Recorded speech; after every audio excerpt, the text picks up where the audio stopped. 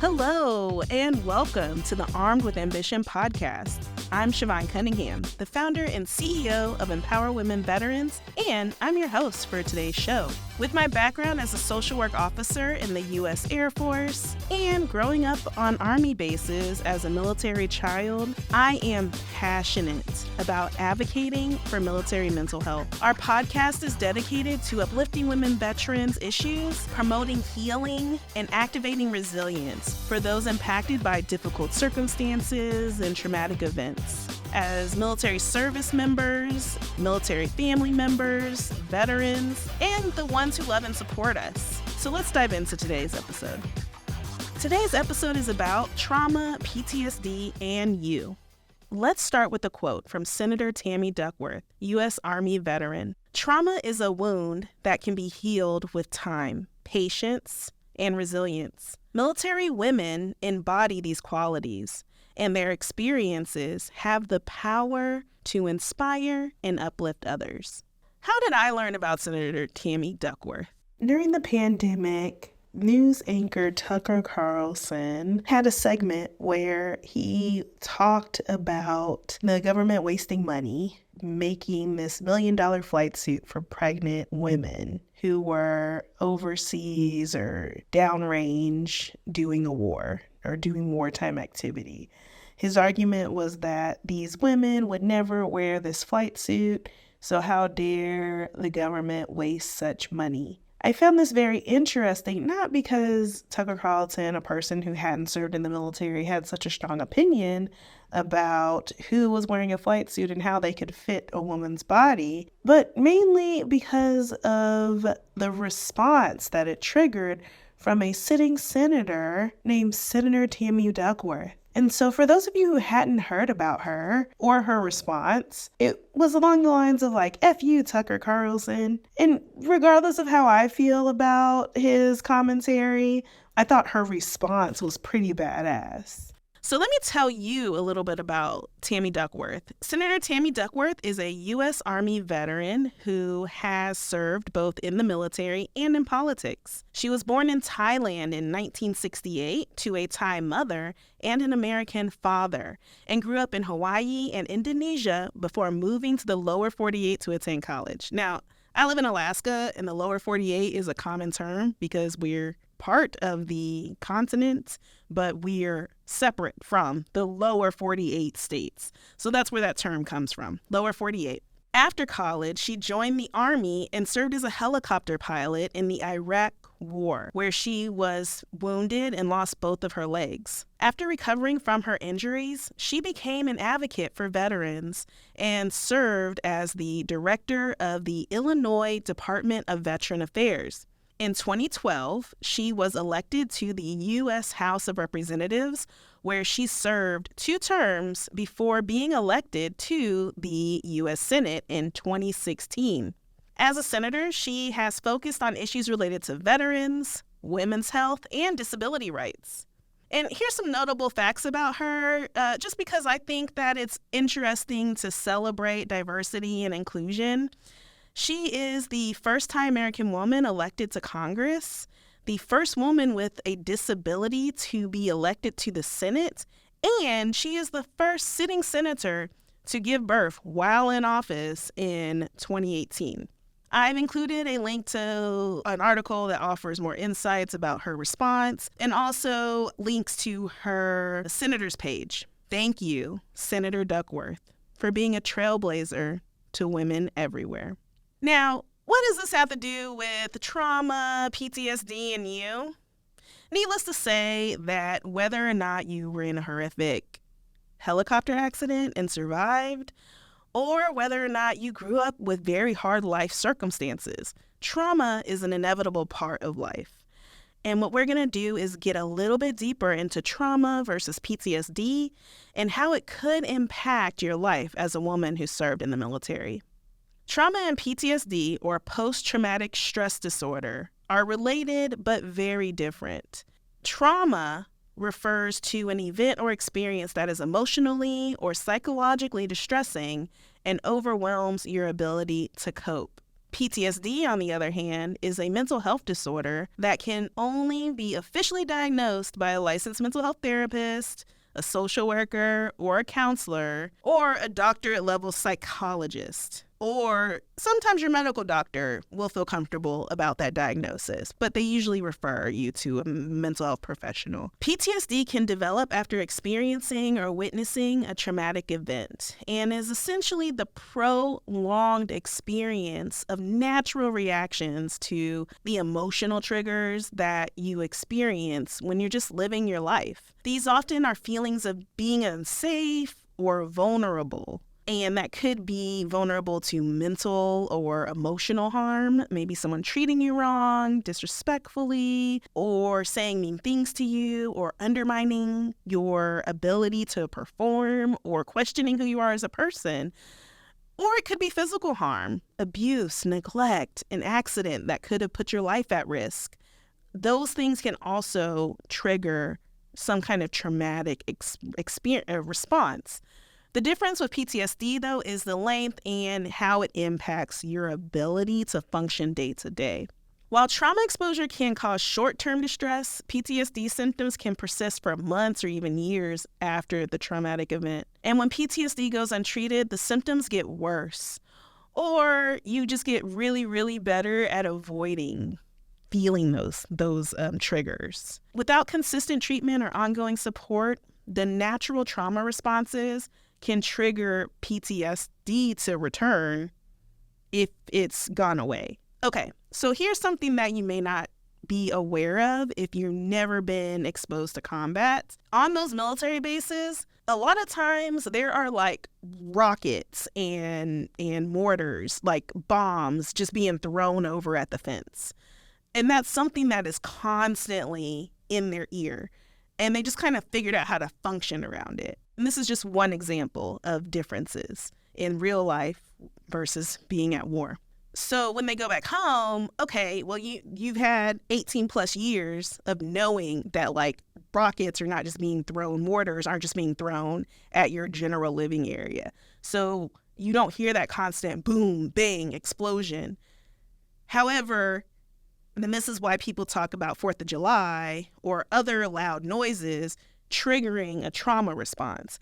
Because yes, we know 4th of July, they're firecrackers. Like they're kind of expecting it, but they may not be expecting the kids popping off firecrackers in the daytime leading up to the night where the fireworks are going to go.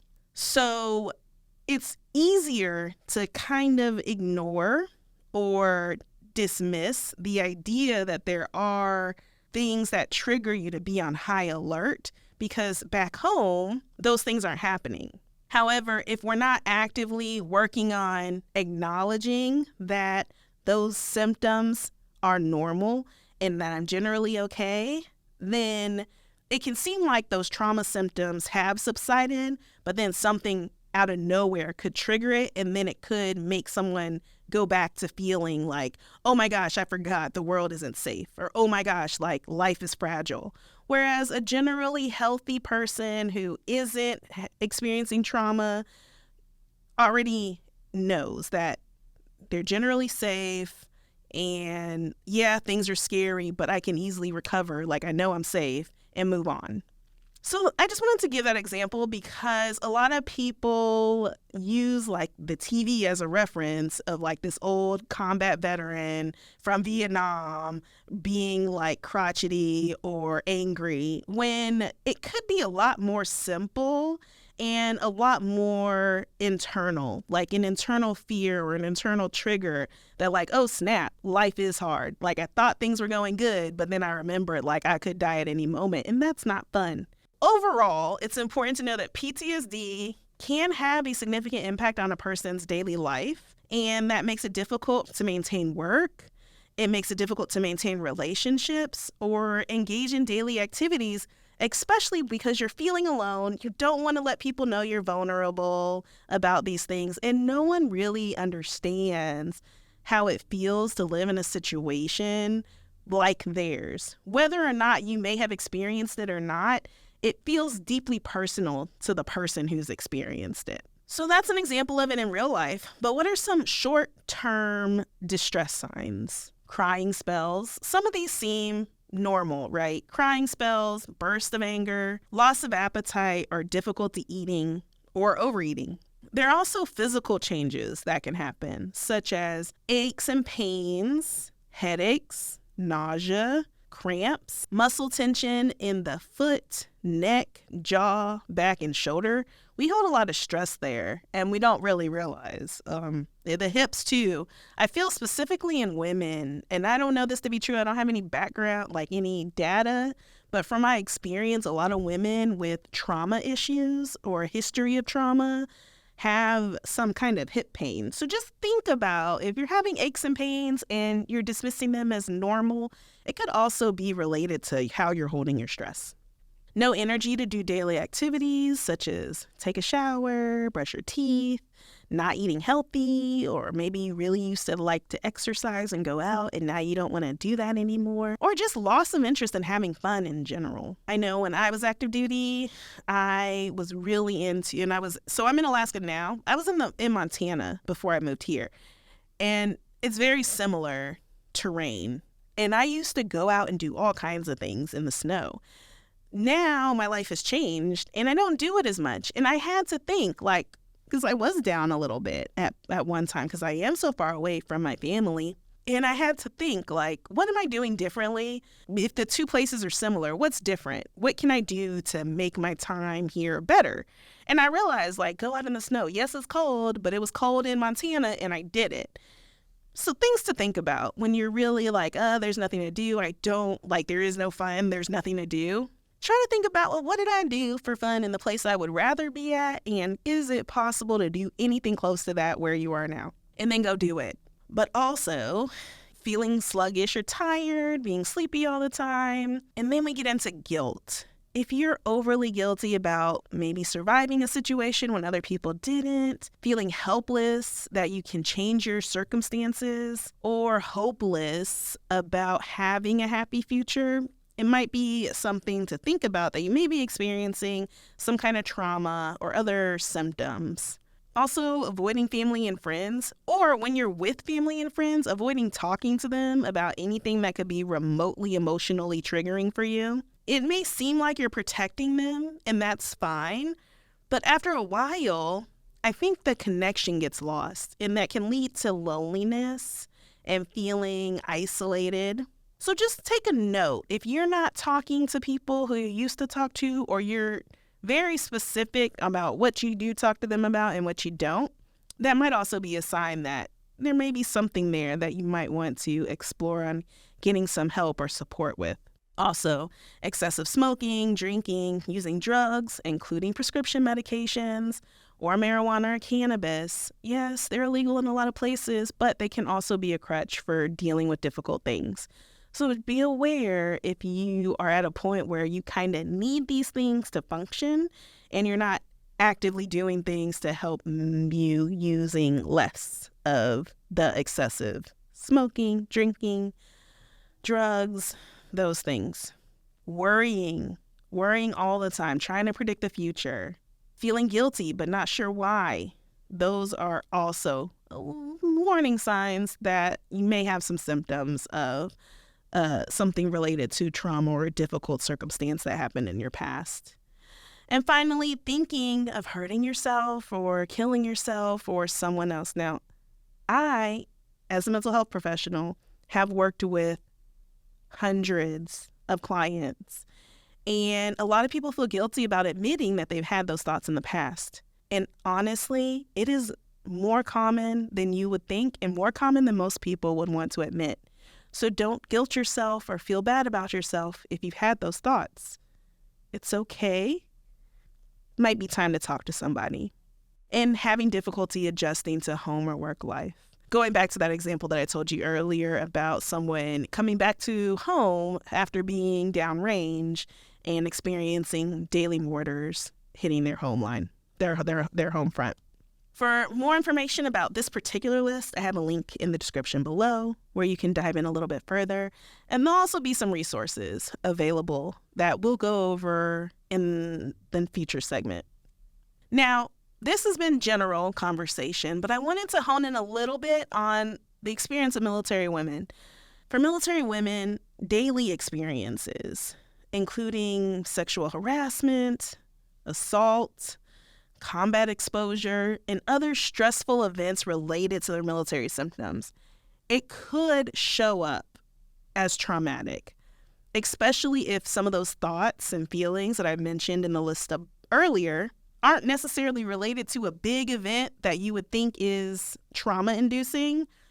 But if it was something that, like, over time for years, you were dealing with these things and continue to be successful in your military career, then you may not think of them as things that could trigger trauma feelings.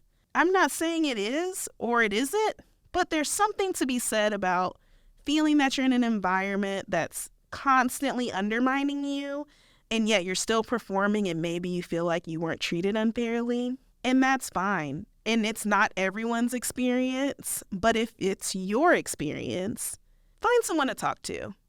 It doesn't mean that anything's wrong with you. It just means that you may need someone to talk to about it. And so you can sort through what happened or how you're feeling from a mutual party. Listen, I can't give you the criteria to diagnose yourself because it is important that you pursue an assessment from a licensed therapist with clinical training that specializes in trauma treatment. Not every therapist has trauma training. Not every therapist has experience working with military folks. And not every therapist is right for you. And that's normal. We're all different. We all want different things. Don't let previous experiences or a few bad experiences stop you from pursuing the support that you need. If you don't want to be officially diagnosed, then you can find support groups. They're out there.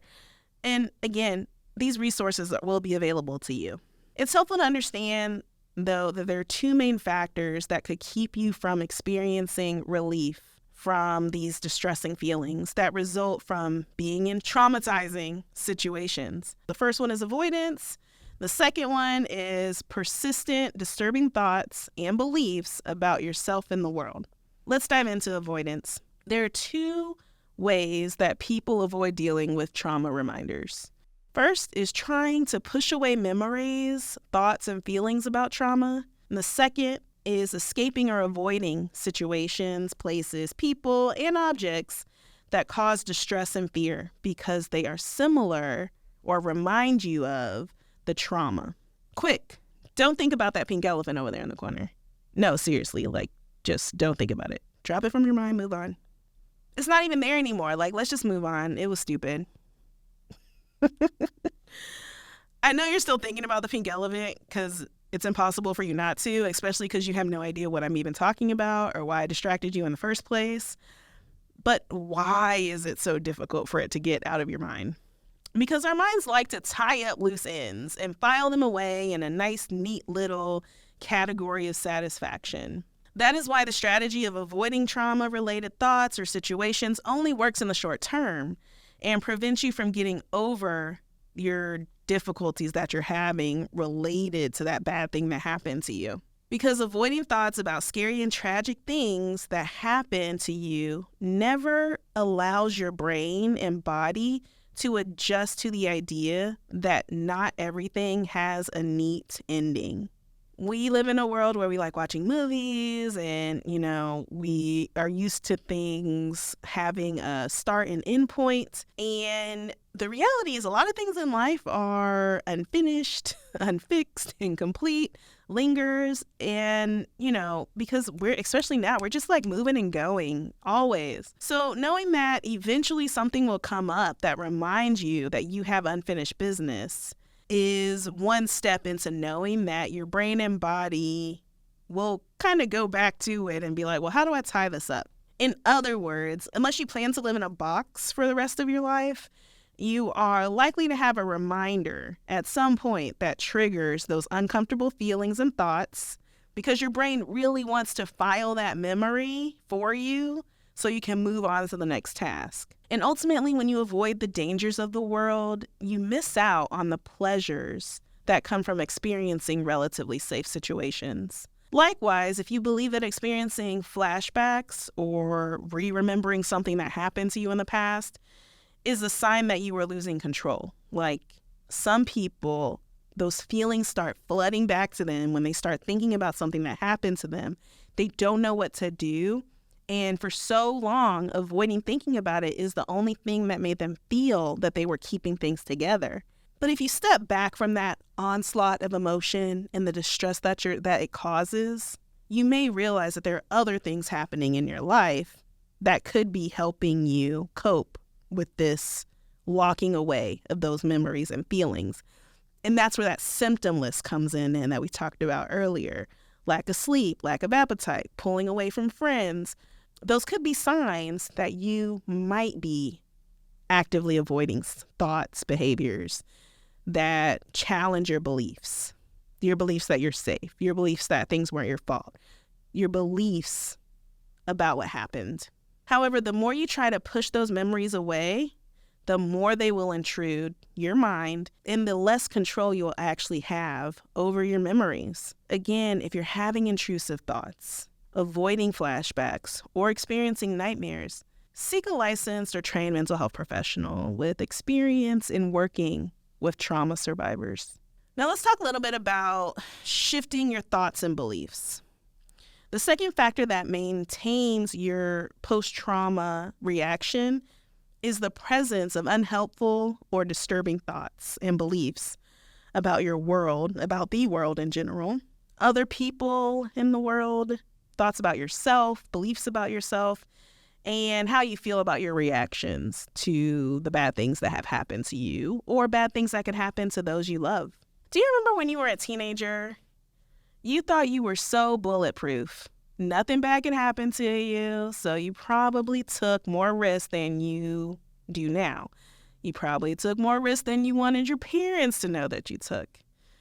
But at some point in your early adolescent or adulthood, you realize that you are not indestructible and your life could and will eventually come to an end.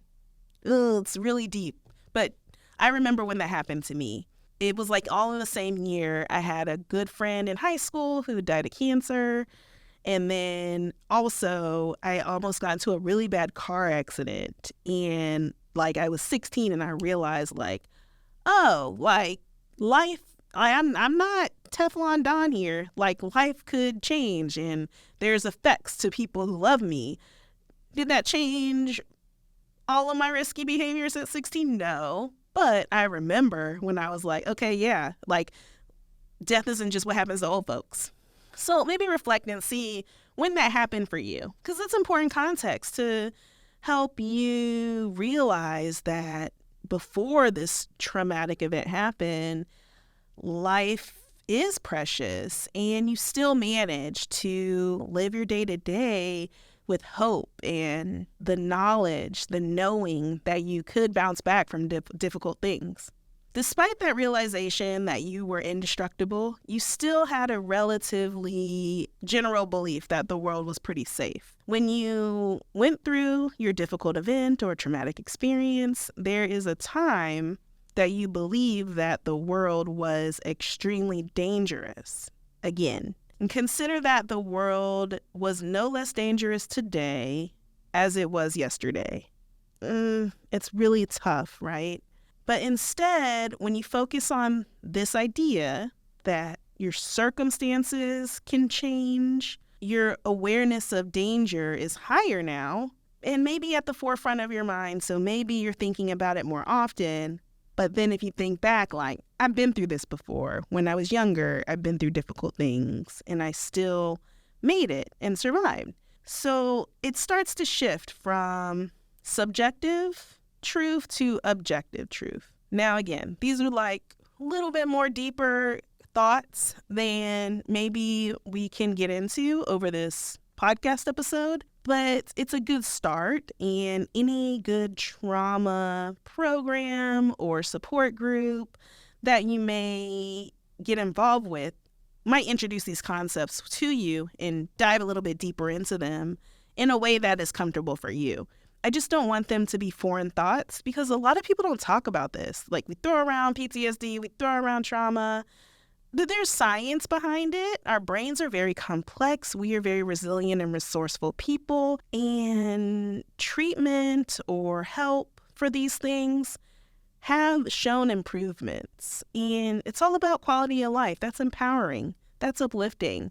That's what we're all about, giving you tools and resources to know that what you're going through is something very personal to you, but you don't have to be alone. You don't have to do it alone.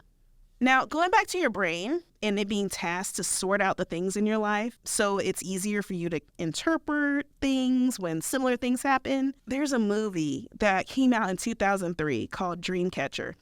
It's not like the best movie in the world, but it's a Stephen King movie.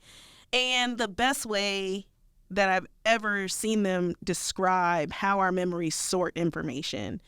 The main character had something that he called the My Memory Warehouse. And I'm going to put a link to the clip on YouTube in the show notes. But it's basically him inside this like room in his mind, and he's taking useless information and burning it. And he's taking information that he wants to save and put it in like secret places. And it just gives a good visual on how our brains categorize our information.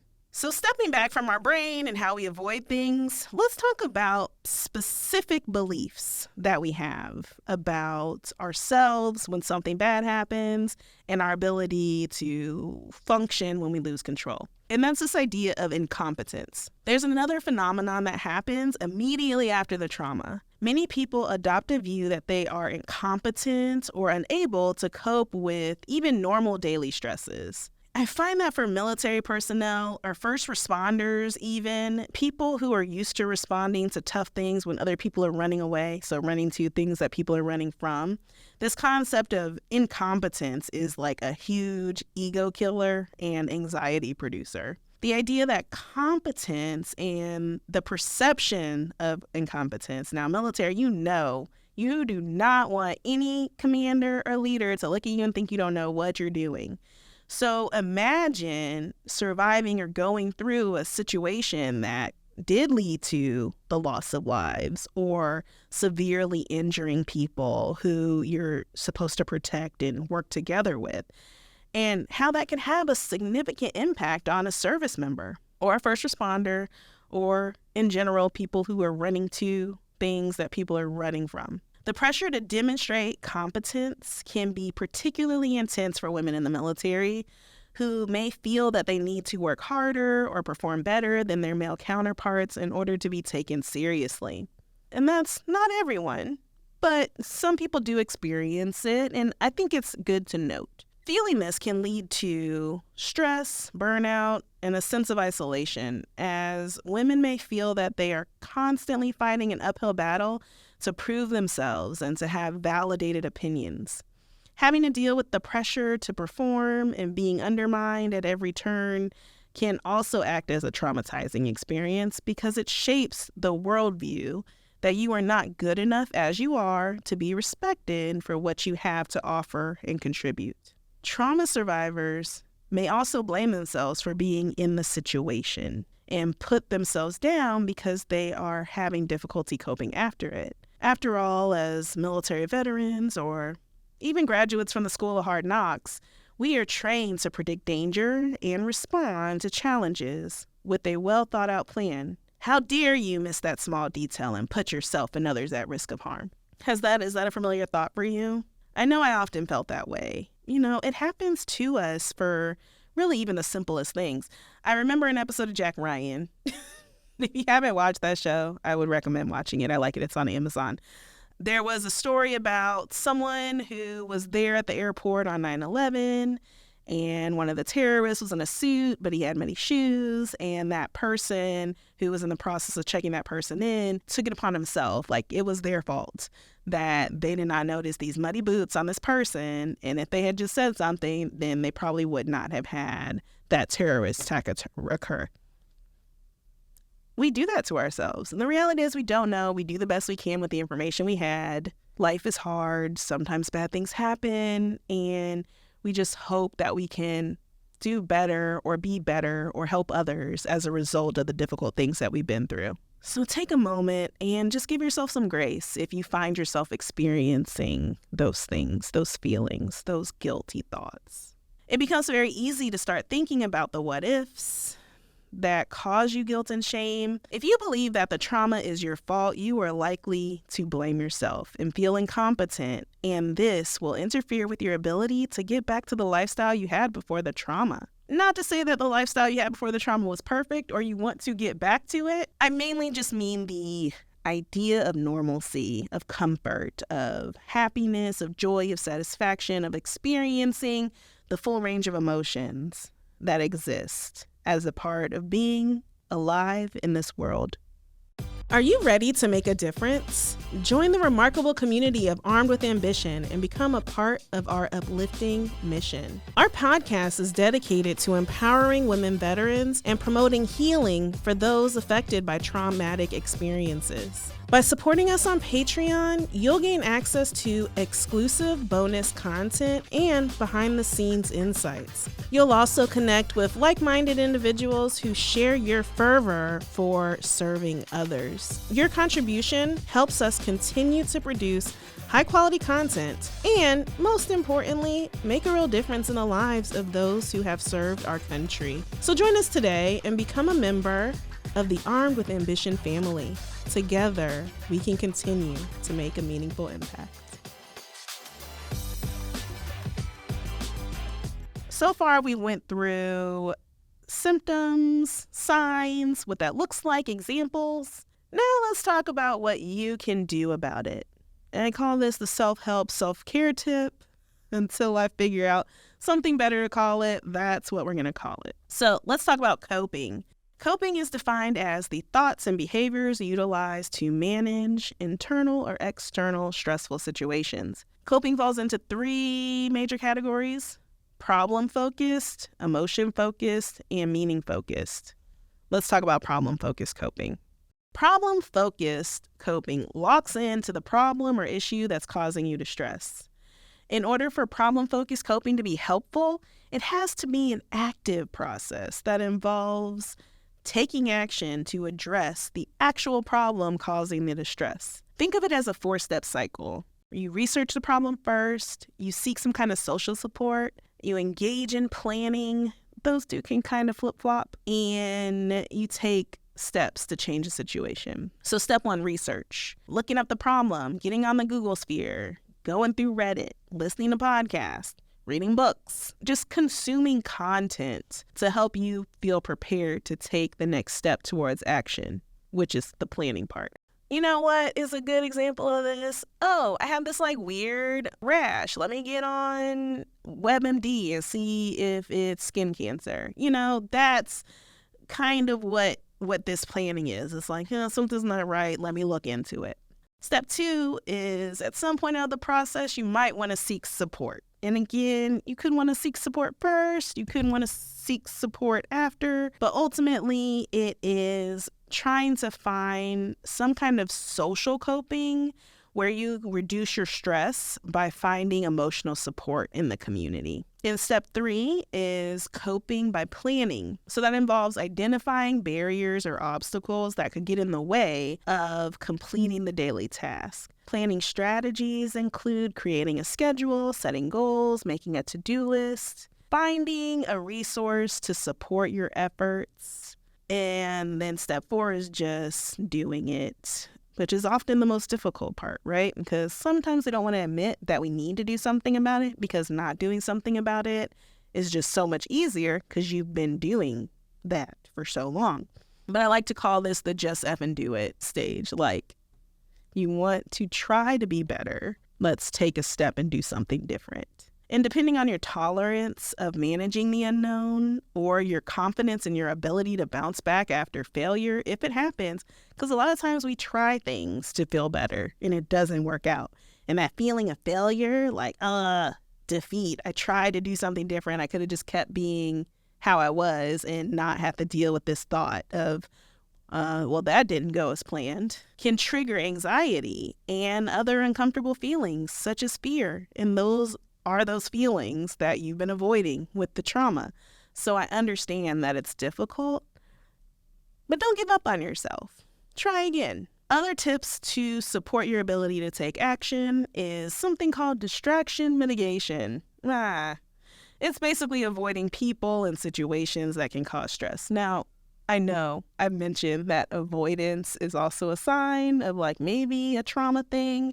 It's a fine line, right? That's why it's good to have support while you're trying to do these things so you can learn to start talking and thinking about like, is this me avoiding it? Or is this me like taking things out of my life that aren't serving me so that I can move forward and do better and be better, experience different things? That can be things like limiting access to social media or news or even work environments that trigger anxiety or uncomfortable feelings. And then also focus on solving one problem at a time. Oh my gosh, I know. Oh, I know. In the military, the list of to-do things is often much longer than the time that you have in the world.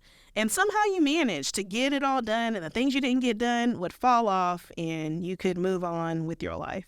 But when you're dealing with things such as emotional stuff and difficult things that cause trauma, feelings of incompetence or lack of confidence and low self-worth, this is the time where focusing on one thing, one day at a time, is the best strategy.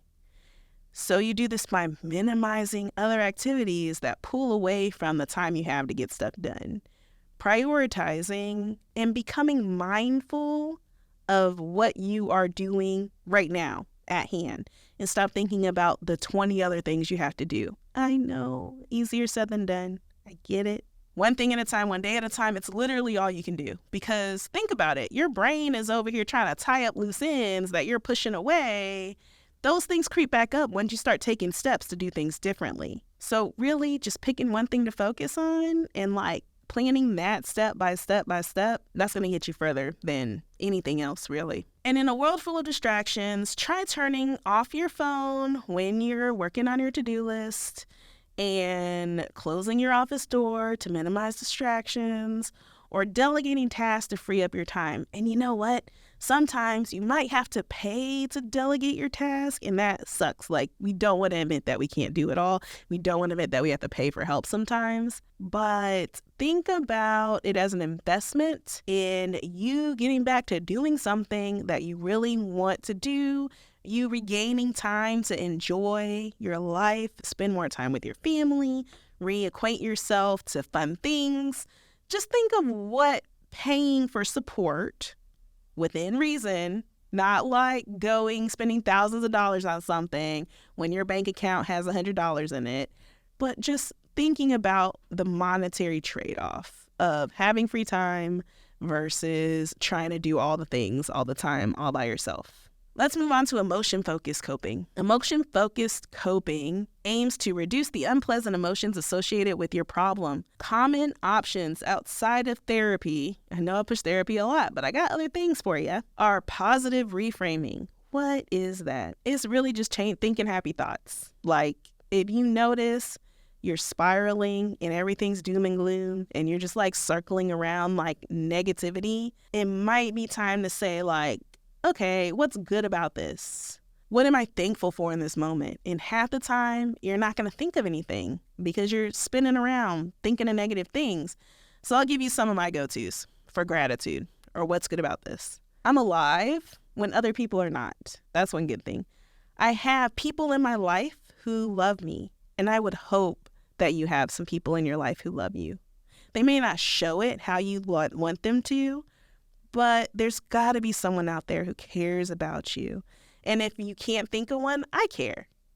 That's why I'm here talking about this. And you've done some pretty badass things in your life. Even if you served in the military, you've done it, and a lot of people haven't. A lot of people can't even make it through basic training, and you did that. It may have sucked, but you did it. So you can handle tough things. So be thankful that you know you can handle tough things. And then finding humor in a situation.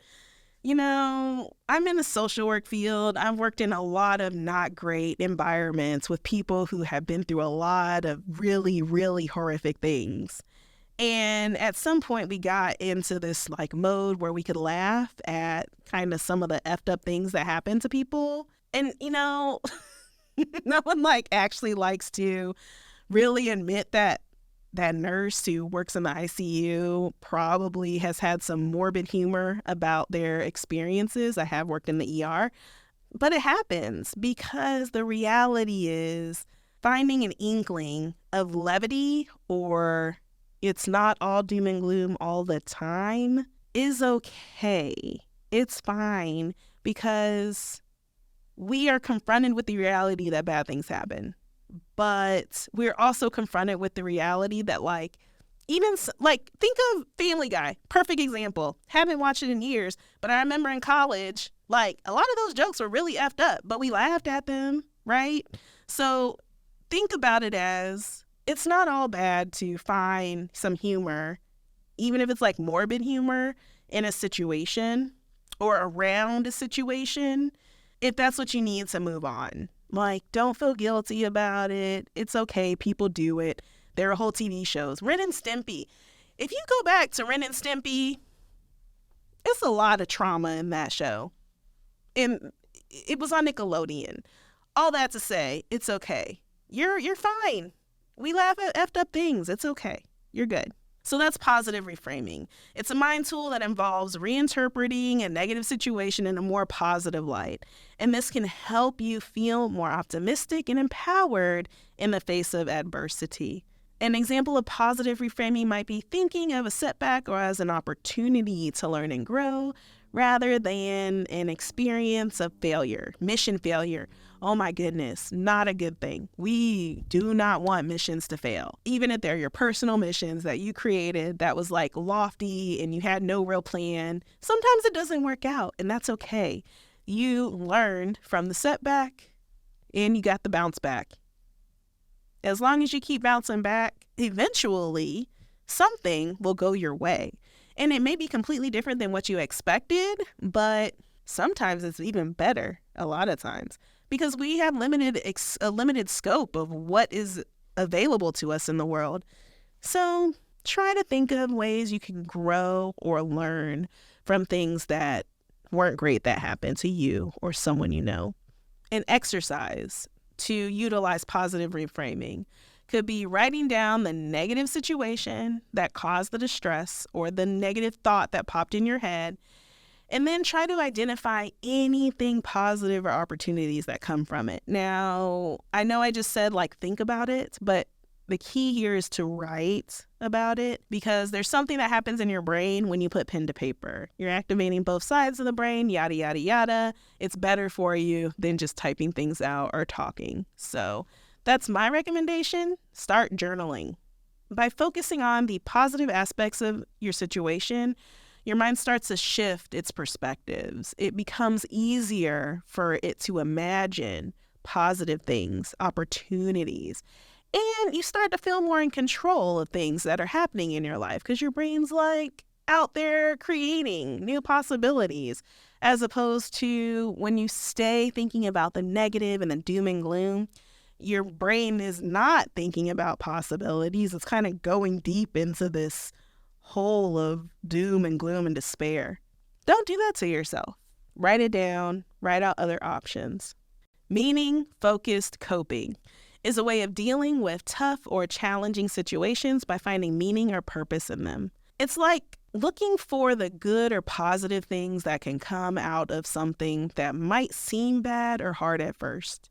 By finding meaning and purpose in what you're doing, you can feel more motivated and positive about the situation, even if it still triggers traumatic responses. For example, a veteran who has experienced trauma during her service might feel angry, scared, or hopeless about her situation. However, by focusing on the positive aspects of her experience, often the survival, we made it through, or the camaraderie, I had good people with me who had my back, she might be able to find meaning and purpose in what she has been through. She might think about the skills and strengths she developed during her service, such as resilience, determination, and leadership. You might also think about the ways in which those experiences have opened her eyes to how precious and delicate life can be, and decided that she can use that experience to help others and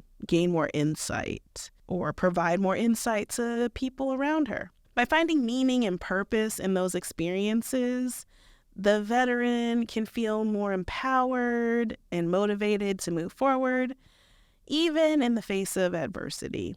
So just think about that sense of purpose and how it can help others who may be going through similar circumstances or challenges, and how powerful it can be to not feel so alone. And I want to stress that making meaning from terrible situation does not negate that it had a harmful impact on your life. It simply adds a footnote, and you're still here, and you still survived. Or that footnote in your head is, I'm still here. I still survived. So we've gone through signs, symptoms, I've given you examples, I've given you resources. Let's do a quick roundup of where to get help. It's important for military women and other people who have experienced trauma to seek support and treatment. Even if you don't have a formal diagnosis of PTSD, there are still many resources available, including mental health professionals, support groups, online resources that can help you cope with the aftermath and give you the tools you need to have healthy coping. These are going to be listed below in the show notes, but I want to just go through an overview. There's the Veteran Crisis Line. If you feel that you or a veteran you care about is in crisis or emotionally distressed, contact the Veteran Crisis Line. Just grab your phone, dial 988, then press 1. You can also text 838-255, or there's even a live chat feature on the Veteran Crisis Line link. There's the Wounded Warrior Project. They offer different PTSD programs, including support groups, connections to other partnerships that have services for veterans. And then they also have an information called Warrior Care Network, and there's a specific program for post 9/11 veterans. So the link to that is provided. And then the VA National Center for PTSD. I know a lot of people aren't necessarily interested in going to the VA. I do know they are making great strides in being more available to women who served in the military. So if you haven't given it a try, check it out. See if it's something you can utilize.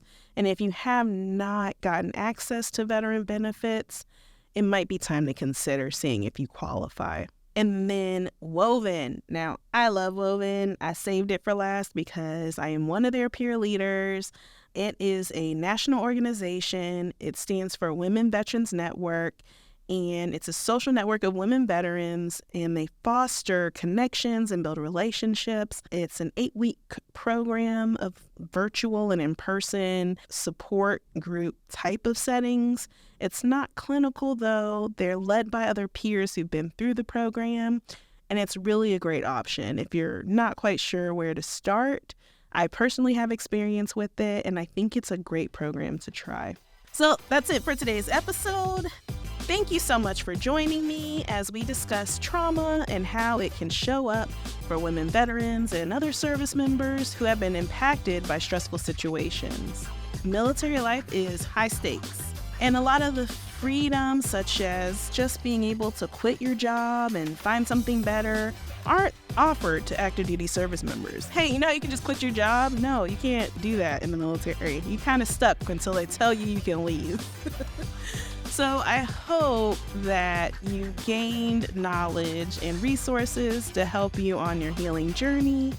And join us for the next episode when we continue to cover this topic, when we go a little bit deeper into making meaning out of life. And until then, be kind to others and even kinder to yourself. This has been the Armed with Ambition podcast. I'm your host, Siobhan Cunningham. Take care.